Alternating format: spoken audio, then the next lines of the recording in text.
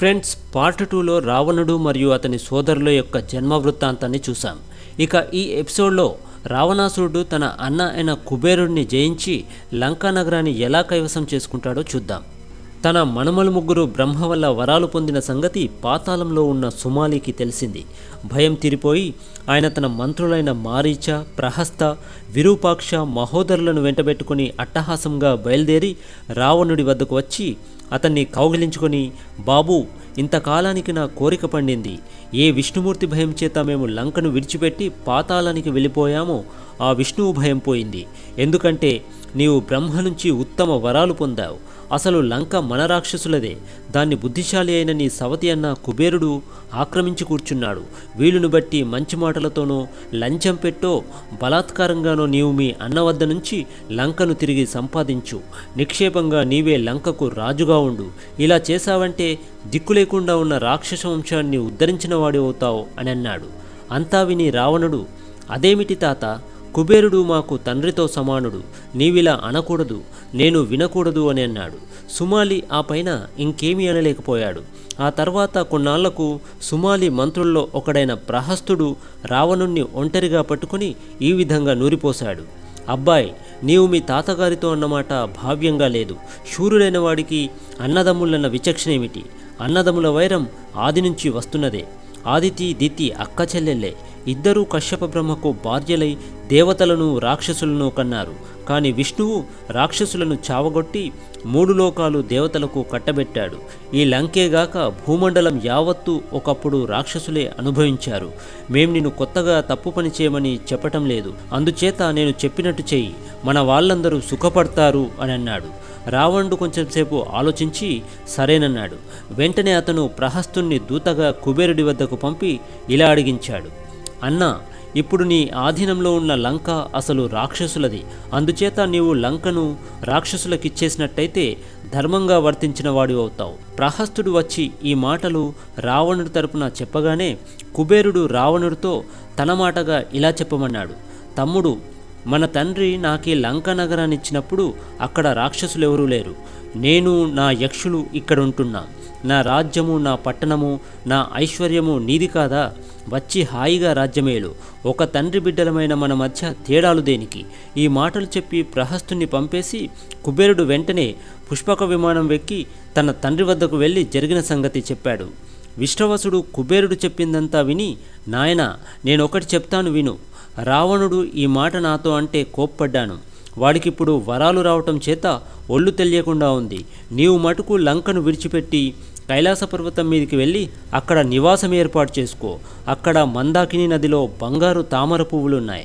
ఆ పర్వతం మీద ఎప్పుడూ దేవతలు, గంధర్వులు, అప్సరలు, ఉరగులు, కిన్నరులు విహరిస్తూ ఉంటారు. ప్రస్తుతం రావణుడితో వైరం మటుకు పెట్టుకోకు అని సలహా ఇచ్చాడు. కుబేరుడు తండ్రి మాట పాటించి తన భార్యను, బిడ్డలను, మంత్రులను, పరివారాన్ని, ధనాన్ని, వాహనాలను వెంటబెట్టుకొని కైలాస పర్వతానికి వెళ్ళిపోయాడు. ప్రహస్తుడు రావణుడి వద్దకు పరమానందంతో వెళ్ళి, రావణ, లంక ఖాళీ అయింది. కుబేరుడు అక్కడి నుంచి పరివారంతో సహా వెళ్ళిపోయాడు. అక్కడికి వెళ్ళి మమ్మల్ని అందరినీ పెట్టుకుని రాజ్యం చేయు అని అన్నాడు. రావణుడు తన తమ్ములను, బలగాన్ని వెంటబెట్టుకుని లంకకు వెళ్ళాడు. అక్కడ అతనికి వైభవంగా రాజ్యాభిషేకం జరిగింది. రాక్షసులతో కిక్కిరిసిన లంకకు కల వచ్చినట్టయింది. యువతల రావణుడు లంకా నగరాన్ని పాలిస్తుంటే అవతల అతని అన్న అయిన కుబేరుడు అలకా నగరాన్ని పాలించసాగాడు. లంకా రాజ్యాధిపత్యం పొందాక రావణుడు తన చెల్లెలైన శూర్పణఖను కాలకేయ వంశంలో పుట్టిన విద్యుజ్జిహుడనే వాడికిచ్చి పెళ్లి చేశాడు. కొంతకాలం గడిచాక రావణుడు వేటకు వెళ్ళి అరణ్యంలో ఒక పెద్ద మనిషిని, ఆయన వెంట ఉన్న ఒక అమ్మాయిని చూసి, మీరెవరు? నిర్జనమైన ఈ అరణ్యంలో ఈ పిల్లను వెంటబెట్టుకుని ఎందుకు తిరుగుతున్నారు అని అడిగాడు. దానికి ఆ పెద్ద మనిషి ఇలా చెప్పాడు, నాయనా, నేను దితి కొడుకును. నా పేరు మయుడు. నీవు హేమ అనే అప్సర గురించి వినే ఉంటావు. దేవతలు నాకు ఆ హేమనిచ్చి పెళ్లి చేశారు. ఈ పిల్ల మా ఇద్దరికి పుట్టిన కూతురు. దీని పేరు మండోదరి. 14 ఏళ్ల క్రితం హేమ నన్ను విడిచిపెట్టి స్వర్గానికి వెళ్ళిపోయింది. ఈ పిల్లకు తగిన భర్తను వెతుక్కుంటూ బయలుదేరాను. ఈ పిల్ల కాక మరి 2 కొడుకులు కూడా నాకు హేమ వల్ల కలిగారు. ఒకడి పేరు మాయావి, రెండో వాడి పేరు దుందుబి. నా సంగతి అడిగావు గనుక చెప్పాను. ఇక నీ సంగతి కూడా కాస్త చెబుతావా ఏమిటి అని అన్నాడు. అప్పుడు రావణుడు, నేను పులస్త్య బ్రహ్మ మనుమణ్ణి, విశ్రవో బ్రహ్మ కొడుకును, నా పేరు దశగ్రీవుడు అని అన్నాడు. రావణుడు మహర్షుల వంశంలో పుట్టాడని తెలియగానే మయుడు తన కుమార్తెను అతనికిచ్చి పెళ్లి చేయడానికి సిద్ధపడ్డాడు. రావణుడు సరేనన్నాడు. అప్పుడే అగ్నిని ప్రజ్వలింపజేసి మయుడు తన కూతురు చెయ్యి రావణుడి చేతిలో పెట్టి అగ్నిసాక్షిగా ఆ ఇద్దరికి వివాహం చేశాడు. అప్పుడే ఆయన తన అల్లుడికి ఒక మహాశక్తినిచ్చాడు. అది ఎంతో తపస్సు చేయగా లభించిన ఆయుధం. దానితోనే ఆ తర్వాత రావణుడు లక్ష్మణుణ్ణి మూర్ఛపోగొట్టాడు. రావణుడు తన భార్యతో సహా లంకకు వెళ్ళి తన తమ్ముళ్ల పెళ్లి ప్రయత్నాలు చేశాడు.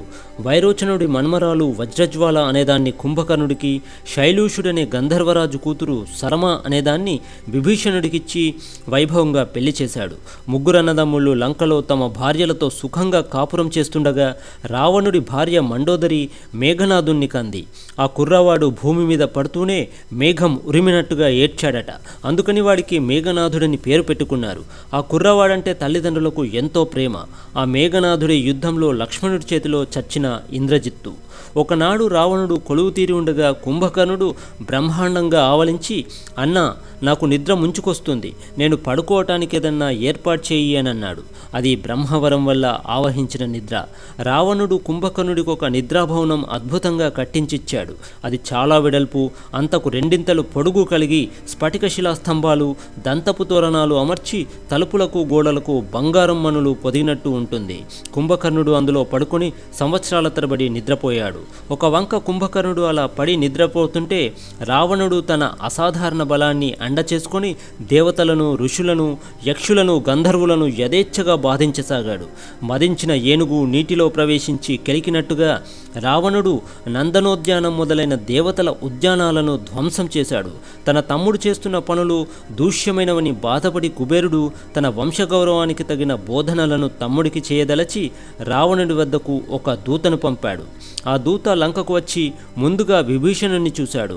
విభీషణుడు దూతకు తగిన గౌరవ మర్యాదలు జరిపి కుబేరుడు మొదలైన వారి క్షేమ సమాచారాలు అడిగి కనుక్కొని అతను వచ్చిన పని తెలుసుకున్నాడు. దూత కుబేరుడి మాటలుగా రావణుడితో ఇలా అన్నాడు, తమ్ముడా, ఇప్పటికే నీకు చాలా కీర్తి వచ్చింది, అంతతో తృప్తిపడు. ఇక నుంచి సాధ్యమైన మేర సాధు మార్గాన నడవటం మంచిది. నీవు ధ్వంసం చేసిన నందనవనాన్ని నేను కల్లారా చూశాను, ఋషులను చంపావని విన్నాను. నీ చేత పీడించబడిన దేవతలు నీపై పగ తీర్చుకునే ప్రయత్నంలో ఉన్నట్టు తెలుస్తుంది. నేను ఈ మధ్య రౌద్రవ్రతాన్ని నియమంగా చెయ్యగోరి హిమాలయానికి వెళ్ళి అక్కడ శివుడితో ఉన్న పార్వతిని చూశాను. మరే ఉద్దేశం లేకుండానే పార్వతి సౌందర్యానికి బందీ అయి నా ఎడమ కన్ను ఆమె పైన పడింది. వెంటనే నా కన్ను దగ్ధమై పింగళవర్ణం పొందింది.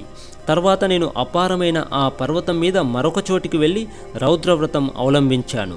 వ్రత నియమం పూర్తి కాగానే ఈశ్వరుడు మెచ్చి తాను ఒకప్పుడు ఈ వ్రతం చేసినట్టు, అనంతరం నేను మాత్రమే ఈ వ్రతాన్ని పూర్తి చేసినట్టు చెప్పి నన్ను తన స్నేహితుడిగా ఉండమని కోరాడు.